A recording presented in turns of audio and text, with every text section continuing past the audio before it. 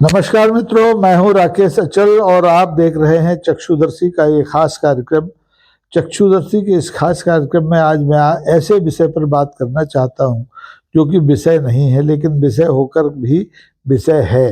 कारण यह है कि इस देश में ऐसे लोग भी हैं जिनके पास कोई बड़ी उपाधि नहीं होती, जिनके पास कोई पुराना अतीत नहीं होता, फिर भी वो हमेशा सुर्खियों में बने रहते हैं। ऐसे ही एक सज्जन है हमारे बुंदेलखंड के, मध्य प्रदेश का जो बुंदेलखंड इलाका है, वहाँ एक छोटा सा गांव है बागेश्वर। उस बागेश्वर में एक मंदिर को धाम के रूप में पूरे देश में, दुनिया में चर्चित कराने वाले धीरेन्द्र शास्त्री का। धीरेन्द्र शास्त्री की उम्र मात्र 29 वर्ष है और उनके पास उपाधि भी छोटी सी है, शास्त्री की उपाधि है। शास्त्री की उपाधि लोग बड़े आसानी से हासिल कर लेते हैं, लेकिन धीरेन्द्र शास्त्री इस समय किसी भी शंकराचार्य से ज़्यादा लोकप्रिय हैं, किसी भी महामंडलेश्वर से ज़्यादा चर्चित हैं। चाहे वो महामंडलेश्वर ममता कुलकर्णी हो, चाहे वो शंकराचार्य स्वामी अभिमुक्तेश्वरानंद हो, सबसे ज़्यादा चर्चा इस समय धीरेन्द्र शास्त्री की होती है। वो इसलिए होती है कि धीरेन्द्र शास्त्री एक तो बहुत ही वाचाल हैं, बहुत ही कम उम्र के हैं, बड़े सुदर्शन हैं और उनकी जबान का कोई खाड़ा नहीं है। वो बात बात में बुंदेली में जो आंचलिक शब्द है ठठरी बांधना, उसका बहुत इस्तेमाल करते हैं। बड़े विनोदी हैं, बड़े विनोद प्रिय हैं। लोग कहते हैं उनके पास बड़ी साधना है, तंत्र साधना है, वो हनुमान जी के सेवक हैं और किसी के भी मन की बात जान लेते हैं, किसी की भी बाधा को दूर कर देते हैं। अब करते होंगे इसके बारे में तो मुझे पता नहीं है, लेकिन चर्चा का आज विषय इसलिए धीरेन्द्र शास्त्री हैं क्योंकि उन्हें कांग्रेस ने, बल्कि कांग्रेस के एक पूर्व मंत्री जो खुद कथावाचक है मुकेश नाइक ने पहले तो उचक्का कहा, और जब उस उचक्का शब्द को लेकर के पूरी भारतीय जनता पार्टी उन पर टूट पड़ी तो उन्होंने सुधारते हुए, स्पष्टीकरण देते हुए कहा कि नहीं, वो सेलिब्रिटी है। सेलिब्रिटी का मतलब क्या होता है कि वो बहुत सेलेबल है, बाजार में उनकी बड़ी मांग है और लोग उन्हें सुनते हैं, लोग उन्हें देखते हैं। अब धीरेन्द्र शास्त्री सेलिब्रिटी हैं, वो चक्के हैं, कथा प्रवाचक हैं, शास्त्री हैं, तांत्रिक हैं, इस बारे में तो उनके भक्त जानते होंगे, लेकिन देश और दुनिया ये जानती है कि इस समय वो भारतीय जनता पार्टी सरकार के बहुत प्रिय संत हैं। वो बहुत प्रिय संत इसलिए हैं कि वो भारतीय जनता पार्टी का जो चुनावी एजेंडा है, जो राजनीतिक एजेंडा है हिंदुत्व का, उसका प्रचार बड़ी मुस्तैदी से करते हैं। धीरेन्द्र शास्त्री का कोई अतीत नहीं है। कुछ समय पहले तक वो अपने गांव में अपने पिता के साथ घरों में जाकर के सत्यनारायण की कथा पढ़ा करते थे, अच्छी ढोलक बजाते थे, अच्छा डांस करते थे। तो उस सब वीडियो उनके इस समय सोशल मीडिया पर उपलब्ध हैं। लेकिन पिछले 2.5-3 साल में उन्होंने बागेश्वर जैसे एक नामालूम जगह को ऐसी पीठ में बदल दिया है, ऐसे धाम में बदल दिया है जो शंकराचार्यों की पीठ से भी ज़्यादा चर्चित हो गई है। और मुझे लगता है कि धीरेन्द्र शास्त्री की इस चपलता, इस चंचलता को शायद लेकर ही फिल्मी गीतकार है रविंद्र रावल साहब, उन्होंने बहुत पहले एक फिल्मी गीत लिखा था जो धीरेन्द्र शास्त्री के व्यक्तित्व पर पूरी तरह से फिट होता है। वो गीत आपने भी बहुत सुना होगा, बड़ा चर्चित गीत था। वो कहते हैं, कभी तू छलिया लगता है, कभी दीवाना लगता है, कभी अनाड़ी लगता है, कभी आवारा लगता है। तो ये सारे लक्षण धीरेन्द्र शास्त्री में आप देख सकते हैं। हाल ही में आपने देखा कि कुंभ में भगदड़ हुई, 30 लोग मारे गए, तो धीरेन्द्र शास्त्री ने बड़े उमंग से मीडिया के सामने आकर कहा कि इन सबको तो मोक्ष की प्राप्ति होगी। और उनका इतना कहना था कि द्वारका पीठ के शंकराचार्य स्वामी मुक्तेश्वरानंद जी भड़क गए। उन्होंने कहा कि धीरेन्द्र को बुला लो, मैं उसको धक्का देता हूँ, कुंभ में जाके मर जाए तो और मोक्ष को पाले। तो इस तरह के तमाम तरह के विवादित बयान जो है धीरेन्द्र शास्त्री देते हैं, और इसीलिए उन पर ये गीत जो मैंने आपको कुछ पंक्तियां सुनाई उन पर फिट बैठता है कि कभी तू जुगनू लगता है, कभी तू जंगली लगता है, कभी तू फंटूस लगता है, कभी तू आज़ाद लगता है।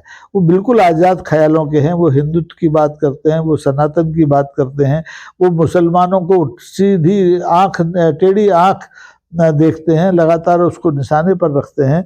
यानी जो जो काम भारतीय जनता पार्टी करना चाहती है वो सब धीरेन्द्र शास्त्री करते हैं। उन्होंने पदयात्राएं भी की हैं, उन्होंने धर्म यात्राएं भी की हैं, तो लगातार सुर्खियों में बने रहने का जो गुर है उनके पास, वो शायद दूसरे भगवा ब्रांड जो पूरी आपने अभी कुंभ में देखी होगी फौज, चाहे वो अखाड़ा परिषद हो, चाहे वो शंकराचार्य हो, उनमें से किसी के पास नहीं है। इसलिए लगातार भ्रम रहता है लोगों में कि धीरेन्द्र शास्त्री को आखिर कहें तो क्या कहें, संत कहें, शास्त्री कहें, कथावाचक कहें, जादूगर कहें, मस्खरा कहें, तय नहीं हो पा रहा है। इसलिए रोज उनके नाम के आगे पीछे नए नए विशेषण जुड़ते रहते हैं। अब देखिए इसी गीत की आखिरी पंक्तियां मुझे याद आती हैं, वो भी धीरेन्द्र शास्त्री पर फिट बैठती हैं। रविंद्र रावल साहब ने लिखा था कि कभी तू लीडर लगता है, कभी तू लोफर लगता है, कभी तू हीरो लगता है, कभी तू जोकर लगता है। तो धीरेन्द्र शास्त्री हर रोल में फिट हो जाते हैं और किसी भी अभिनेता से ज्यादा लोकप्रिय हैं, सुदर्शन है, अच्छे कपड़े पहनते हैं। और आपने देखा हो कि उन्हें इस समय मराठा पगड़ी बहुत पसंद है। उनकी तमाम तस्वीरें मराठा पगड़ी में बहुत ज्यादा चर्चित हुई हैं और उनकी इस वाचालता का ही फल है कि राजा हो या रंक उन्हें बराबर से पसंद करता है, चाहता है। अभी जो 23 फरवरी आने वाली है उसको प्रधानमंत्री नरेंद्र मोदी भी बागेश्वर धाम जा रहे हैं। अब वो हनुमान जी के दर्शन करने तो जा ही रहे हैं, लेकिन साथ में उन्होंने धीरेन्द्र शास्त्री जो एक कैंसर अस्पताल बनाना चाहते हैं उसकी शायद आधारशिला रखने जा रहे हैं। तो इस तरह से कैंसर अस्पताल खोल करके धीरेन्द्र शास्त्री समाज सेवा के क्षेत्र में भी कदम रखने जा रहे हैं। लेकिन ये एक अंतर विरोध भरा उनका काम है, क्योंकि एक तरफ तो वो अपने सिद्धियों से लोगों की बीमारियां, लोगों की समस्याएं दूर करते हैं और दूसरी तरफ वो अपने क्षेत्र में कैंसर अस्पताल भी खोलना चाहते हैं। यानी वो विज्ञान के सामने माथा झुका रहे हैं, कभी विज्ञान को चुनौती देते हैं, कभी विज्ञान के सामने नतमस्तक हो जाते हैं। तो ऐसे में धीरेन्द्र शास्त्री को समझ पाना बहुत टेढ़ी खीर है और ये टेढ़ी खीर लगातार टेढ़ी होती जा रही है। इसको सीधा करने की कोई जुगत किसी के हाथ में नहीं है। तमाम जो शंकराचार्य हैं, चाहे स्वामी निश्चलानंद जी हों, चाहे अभी मुक्तेश्वरानंद जी हों, और चाहे अखाड़ों के जो नेता हैं, हमारे बड़े बड़े जो स्वामी हैं, वो सब दुखी हैं। सब अंदर ही अंदर शायद धीरेन्द्र शास्त्री से जलते हैं कि ये कल का छोकरा इतना सुर्खियां कैसे बटोर रहा है, इतनी भीड़ कैसे बटोर रहा है। आप देखेंगे धीरेन्द्र शास्त्री ने कोई बहुत ज़्यादा पढ़े नहीं, शास्त्री की उपाधि ग्रेजुएशन के बराबर भी शायद नहीं होती है। पहले हिंदी जो सम्मेलन होता था वो इस तरह की उपाधियां बांटता था, लेकिन धीरेन्द्र शास्त्री को शास्त्री बनाया है चित्रकूट के स्वामी रामभद्राचार्य ने। वो भी बहुत अद्भुत विद्वान हैं और उन्होंने, नेत्रहीन है, ज्योतिहीन है, लेकिन उन्होंने धीरेन्द्र की प्रतिभा को पहचाना और वो लगातार धीरेन्द्र के ऊपर जब भी कोई आक्रमण, राजनीतिक आक्रमण हो या धार्मिक आक्रमण हो किसी क्षेत्र से, तो वो स्वामी रामभद्राचार्य धीरेन्द्र की रक्षा में हमेशा खड़े रहते हैं। हालांकि उनके चित्रकूट विश्वविद्यालय को उनके विरोधी चिरकुट विश्वविद्यालय भी कहते हैं, लेकिन मैं तो ऐसा नहीं कहता हूँ। वो उनकी विद्वता का मैं कायल हूँ। आपको याद होगा राम जन्मभूमि विवाद के मामले में स्वामी रामभद्राचार्य की जो गवाही थी वो बहुत निर्णायक मानी गई थी। तो स्वामी रामभद्राचार्य से शिक्षित कोई शास्त्री अगर जोकरों जैसी हरकत करे, अगर लोफरों जैसी हरकत करे, अगर हीरो जैसी हरकत करे तो हैरान होना स्वाभाविक है। लेकिन इस देश में जिस तरह से पिछले कुछ वर्षों से चाहे वो मुख्यमंत्री का शपथ ग्रहण समारोह हो, चाहे प्रधानमंत्री का शपथ ग्रहण समारोह हो, उसमें भगवा ब्रिगेड को जो सम्मान दिया जा रहा है उसे देख करके लगता है कि आने वाले दिनों में धीरेन्द्र शास्त्री की जो दुकान है, धर्म की दुकान है, वो बहुत चमकने वाली है और उस चमक में बहुत से लोग खो जाएंगे। क्योंकि आप देखें कि धीरेन्द्र शास्त्री को अगर प्रधानमंत्री पसंद कर रहे हैं इस देश के, तो इस देश के सबसे बड़े उद्योगपति मुकेश अंबानी भी पसंद कर रहे हैं। उन्होंने अपने बेटे की शादी में धीरेन्द्र शास्त्री को ऑस्ट्रेलिया से बुलाया, विमान भेज करके बुलाया। तो अब उनकी हैसियत दिनों दिन बढ़ रही है और ये हैसियत उनके ज्ञान की वजह से बढ़ रही हो ऐसा मैं नहीं मानता। मुझे लगता है कि सचमुच जो मुकेश नायक साहब ने कहा है कि वो अब सेलिब्रिटी बन गए हैं। उनके पास आप देखें ब्लैक कैट कमांडो सुरक्षा का घेरा है, जैसा कि बड़े नेताओं के पास होता है, जैसे बड़े अभिनेताओं के पास होता है। आपने देखा हुआ सलमान खान जैसे नेताओं के आगे पीछे ब्लैक कैट कमांडोज घूमते हैं, वैसे ही हमारे शास्त्री जी के आसपास भी घूमते हैं। यानी तो उनका जो महिमा मंडन है वो करने में उनके भक्त तो पीछे हैं ही नहीं, इस देश की कई सरकारें भी उनके पीछे खड़ी हुई हैं। जैसा कि मैंने शुरू में कहा कि मध्य प्रदेश की सरकार, चाहे वो कांग्रेस की रही हो, चाहे भारतीय जनता पार्टी की रही हो, सब ने धीरेन्द्र शास्त्री को अपनी ओर खींचने की कोशिश की। हनुमान जी उनके आराध्य हैं, तो हनुमान जी की कृपा लगता है धीरेन्द्र शास्त्री पर है, तो वो चाहे गाली खाएं, चाहे वो आलोचना के शिकार हों, चाहे कोई उन्हें कोसे, उनके ऊपर कोई फर्क नहीं पड़ता। उनकी जो जो भगवा अंग वस्त्र हैं वो किसी भी मोटी चमड़ी से भी मोटे हैं, उन पर किसी भी चीज़ का असर होता नहीं है। और न मैंने देखा है, कभी उन्हें निराश नहीं देखा, कभी उन्हें हताश नहीं देखा। और अक्सर वो विनोद में कहते हैं कि भाई वो तो गृहस्थ सन्यासी बनना चाहते हैं, वो शादी करना चाहते हैं, और उनका जया किशोरी जैसी खूबसूरत जो संत है, महिला कथावाचक हैं, संत तो नहीं है, उनके साथ रिश्ता भी जोड़ा जाता है कि वो उससे शादी करना चाहते हैं। लेकिन जया किशोरी शायद ही धीरेन्द्र शास्त्री को वरें, क्योंकि धीरेन्द्र शास्त्री में जो गुण है वो उससे जया किशोरी उससे लाख गुना बेहतर मानी जाती हैं। वो इतना छद्म नहीं करती हैं, वो इतना वाचाल नहीं करती हैं, वो इतनी नौटंकी नहीं करती, वो इतना मस्खरापन नहीं करती।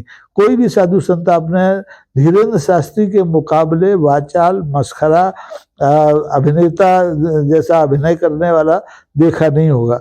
मैंने भी पिछले 45-50 साल में बहुत संतों महंतों को देखा है, लेकिन धीरेन्द्र शास्त्री उसमें सबसे अलग हैं, सबसे जुदा हैं। इसीलिए धीरेन्द्र शास्त्री का जो बाजार भाव है इस समय दूसरे संतों से सबसे ज़्यादा है।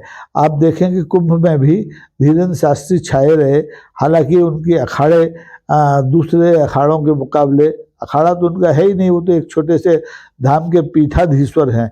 उन्हें तो अभी महामंडलेश्वर की उपाधि भी किसी अखाड़े ने नहीं दी है। 13 अखाड़े होते हैं, उनमें से एक ने भी उनको महामंडलेश्वर नहीं बनाया। शंकराचार्य बनाने का तो सवाल ही नहीं उठता है, क्योंकि उनके पास ऐसी योग्यता ही नहीं है। लेकिन फिर भी वो सबसे ज़्यादा सुर्खियाँ बटोर रहे हैं। सुर्खियाँ ही नहीं बटोर रहे हैं, जन समर्थन भी बटोर रहे हैं। आज की स्थिति में उनके पास न पैसे की कमी है, न यश की कमी है, न कीर्ति की कमी है। राज सत्ता हो चाहे बाजार की सत्ता हो, सब उनके आगे पीछे घूमती दिखाई दे रही है, परिक्रमा करती दिखाई दे रही है। तो अब मुझे लगता है कि 23 फरवरी को यदि प्रधानमंत्री बागेश्वर धाम जाते हैं तो उनकी प्रतिष्ठा, उनके प्रचार में और उनकी महिमा में 4 चांद लग जाएंगे।